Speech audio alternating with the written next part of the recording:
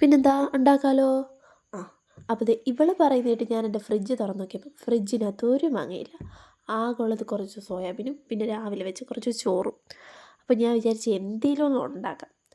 അങ്ങനെ സോയാബീൻ ഒന്ന് ചൂടുവെള്ളത്തിൽ നനച്ച് വെച്ചിട്ട് ഒരു സവാള പിന്നെ കുറച്ച് വെളുത്തുള്ളി ഇഞ്ചി ഇതൊക്കെ നന്നായിട്ട് കുനുകുനാന്നങ്ങോട്ട് അരിഞ്ഞെടുത്തിട്ട് ഒരു പാനിലേക്ക് കുറച്ച് വെളിച്ചെണ്ണ ഒഴിച്ചതിന് ശേഷം ബട്ടറിട്ട് നന്നായിട്ടൊന്ന് മെൽറ്റ് ചെയ്തതിന് ശേഷം ഇതെല്ലാം കൂടിയിട്ട് നന്നായിട്ടൊന്ന് മിക്സ് ചെയ്ത് നന്നായിട്ടൊന്ന് ബ്രൗൺ കളറായി വരുമ്പോഴത്തേനും നമുക്ക് അതിലേക്ക് കറിവേപ്പില ഇട്ട് കൊടുക്കാം. കറിവേപ്പില ഇട്ടപ്പോൾ തന്നെ വേറൊരു മണം വന്നു.